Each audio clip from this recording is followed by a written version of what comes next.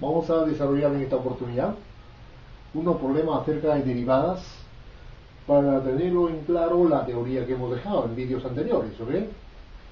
Por ejemplo, el primer problema me dicen derivar esta función que veo acá.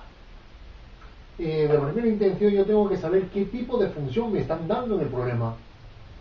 Yo veo que acá es una función coseno de algo. Entonces, ¿será una función simple o sería una función compuesta? Para que sea una función simple tendría que ser de esta forma. Y es igual a coseno de x, la función simple. Pero para llegar acá, resulta de que la variable x se ha reemplazado por esta función polinómica. Entonces, para esta función simple, esto sería ya una función compuesta. La x se ha sustituido por esta función polinómica.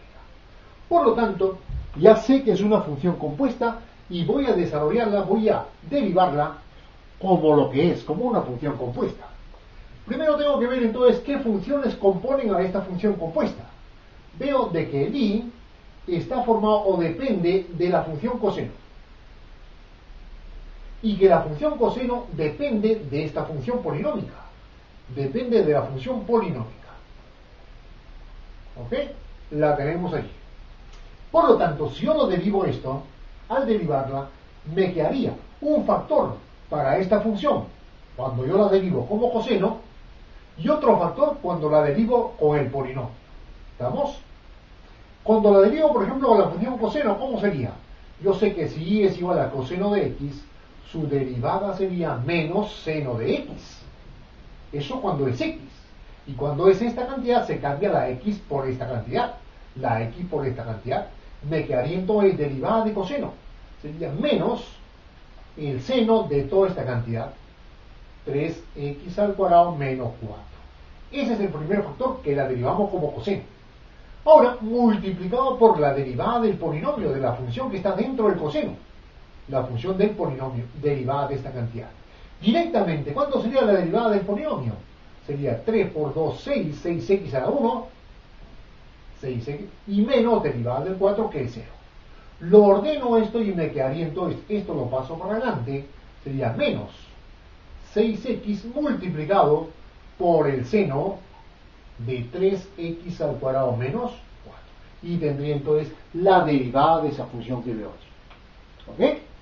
Para este problema que me proponen, me dicen y es igual al logaritmo de toda esta función. De primera intención, yo veo de que el logaritmo de esta magnitud. Pero esta magnitud a su vez es otra función. Y esta función es de esta magnitud. Esta magnitud a su vez es otra función. O sea, hay funciones dentro de otras. Función compuesta. Por lo tanto, digo que la i va a depender del logaritmo neperiano y que el logaritmo depende de la tangente y que la tangente depende de un polinomio. Entonces derivo tal como está. Regla de la cadena. El i' será igual. Por esta magnitud, un factor. Por esta magnitud, otro factor. Y por esta magnitud, otro factor. La regla de la cadena. Si yo tengo que y es igual al logaritmo de x, ¿cómo la derivo ese logaritmo? 1 sobre x. Pero en este caso, x no es. El x se ha sustituido por esto y me quedaría, derivar como logaritmo, me quedaría 1 sobre tangente de 5x. Donde aparecía la x, colocaríamos esta magnitud, porque no es el logaritmo de x, es el logaritmo de esta cantidad. Bueno, multiplicado por ¿cuánto? Derivada como tangente. Derivada de la tangente es secante cuadrado de esta misma magnitud de 5x multiplicado por la derivada del polinomio. ¿Cuál es el polinomio? 5x multiplicado por 5. La tengo allí. Yo opero finalmente esto y me quedaría por acá. Me quedaría que esto va a ser igual. Tangente seno entre coseno. El coseno sube arriba. Bueno, vamos por partes. Tangente seno de 5x sobre coseno de 5x multiplicado por la secante es 1 sobre coseno, por lo tanto sería 1 sobre coseno cuadrado de 5x multiplicado por 5, y esto va a ser igual, un coseno acá en el denominador se me da un coseno, me quedaría entonces 5 sobre seno de 5x multiplicado por el coseno de 5x. Vale, y esto es igual. Esto seno de un ángulo por coseno del mismo. que tal si la multiplico por 2 y por 2? Me quedaría 10 arriba, y abajo me quedaría 2 veces esta magnitud. 2 veces este producto sería entonces el ángulo doble, seno de 10x. Y esto sería entonces la derivada ya de esta cantidad, de esa función. ¿Ok? La tenemos aquí. Bueno, ya sabemos entonces derivar. Hay que saber diferenciar cuándo es una función compuesta y cuándo no lo es. ¿Cuándo no lo es? Puede ser una función producto, o puede ser una función que yo pueda simplificarlo antes de derivarlo, como aplicando la regla de oro de las operaciones. Yo, por ejemplo, puedo tener esta función. Me dicen derivar. Derivar me dice, por ejemplo, y es igual logaritmo neperiano ¿de cuánto? De x al cuadrado menos 3 sobre 4x al cubo más 5. Bueno, la tengo allí. Entonces, ¿qué será? ¿Una función simple o una función compuesta? Es una función compuesta porque para que sea simple sería y igual al logaritmo de x. Simple. Pero aquí el x se ha reemplazado por esto, una función compuesta.